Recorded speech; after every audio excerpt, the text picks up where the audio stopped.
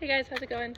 Gotham asked me to make this video. I just went to a conference in San Diego and I went to a 2-day nozzle forward class with Aaron Fields, who is the mastermind behind this program, and he spent the last like 30 years basically perfecting this curriculum. He was a 17-year nozzle firefighter in Seattle, and he basically wants to pass along ways to use body mechanics more efficiently when flowing water, when moving hose, when moving and flowing water at the same time, etc. And so Gotham asked me to make this video, just a couple of tips that I learned.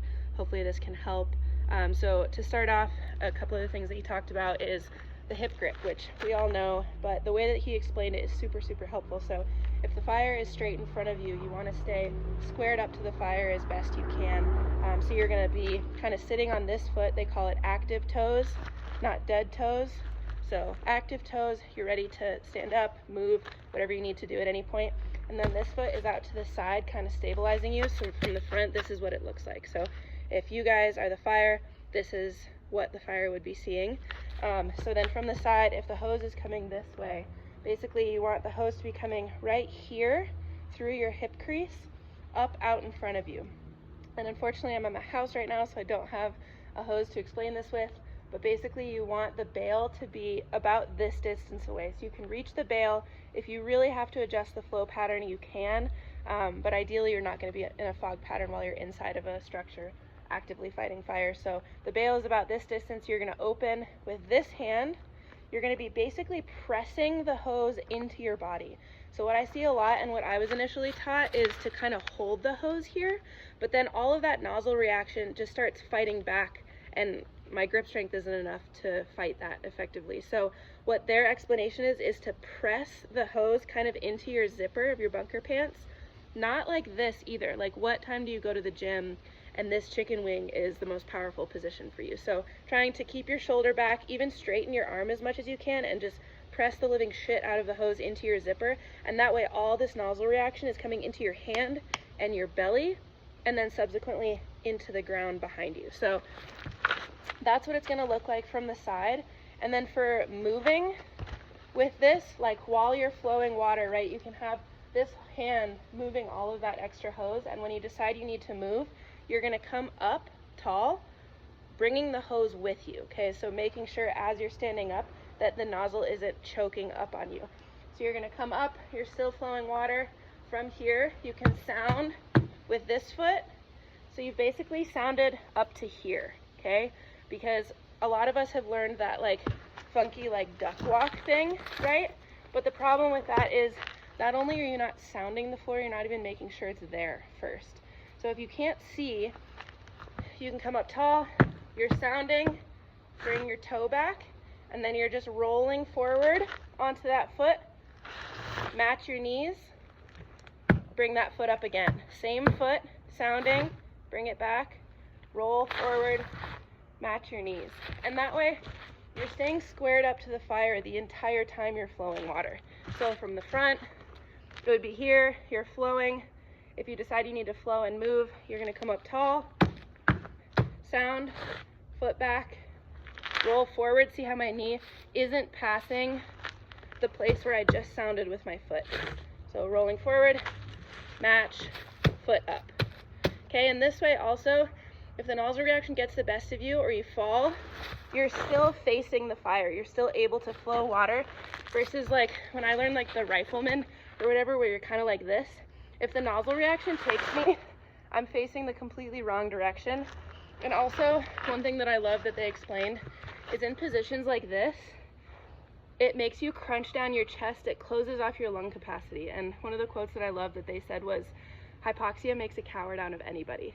And so if you're not able to breathe effectively, your heart rate's going to skyrocket and you're not going to be able to think as clearly. So their whole focus is trying to open up your chest, be able to look up, look around, make sure you're, doing that U-O pattern, whatever it is that you've been taught, but from this position. So you're super square, you've got a wide, oh my gosh, brain. You have good balance here on your feet. The way that your knee and your foot are offset, you're not going to go side to side. The nozzle reaction isn't going to pull you this way. My hip literally doesn't let me turn that way. So this is a super good position. We did it for 1 3/4 and for 2.5. For getting into the clamp, it would be much easier if I had a hose, but if you can imagine that I'm sitting here, I'm flowing 1 3/4 inch, and I realize, oh shit, I'm gonna be here for a while. So what you're gonna do is bring this knee down. I'm still flowing water, I'm still looking forward, I'm still square to the fire, but I'm just gonna bring this foot back over the hose, and now the hose is gonna be passing here under my shin. We've all learned this one before. Bring that knee back up, and now you can use your whole body, especially if you're with the 2.5, right? So now you're not using this hand to pinch it here, because again, the hose is coming under my shin. I'm sitting on it, but I'm still back, my chest is still big. I'm able to flow water with my whole body. And then same thing, if all of a sudden you're like, oh, gotta move, but still flow, you can bring this knee down, bring it back over the hose, and retransition to the hip grip. So that's most everything with the hip grip. With the heel, something that we learned that I think is super helpful is keeping your heel person far enough back from the nozzle person that the hose has a chance to hit the ground and then go to your heel. Reason being that all that nozzle reaction from the nozzle person is going to hit their hip straight into the ground behind them, and then the heel is going to be back there so they can give more hose, less hose, stabilize. And so how they did that was, if you imagine this is our nozzle person position, just flip it, and this is our heel position. Okay, so nozzle, heel. So what you can imagine is if the hose is, you probably can't see this stick, never mind. If the hose is coming here in front of me, basically what you're going to do, your left knee will be on the ground. Your left hand, put it flat or on its knuckles, so you don't, nothing like this, because if something falls on it, that's how you break your fingers. I like knuckles. You're gonna have the hose basically pinched here between your hand and your knee. This foot is up here, and then this hand is gonna be underneath the hose, and the hose is resting on your boot. That way, especially with 2.5, my grip strength isn't great, right? Especially in these gloves with all your gear. It was really hard for me to pick up 2.5. So just rest it on your boot, and then just like you'd be carrying lumber, who carries lumber overhand, right, in a pinch. So you're gonna go under and then lock your elbow into this knee. Reason being, when you need to move hose, I'm not using my bicep, or I'm not doing this sort of a move.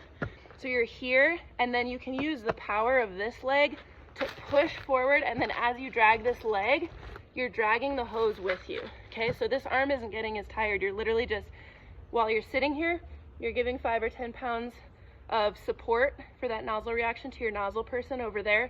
You're able to look up and down the hose, see what people need. When you need to move, you have all this power to move with you. And that way the hose is never, like we would do waist height, and then you're losing the support for that nozzle reaction for that person up front.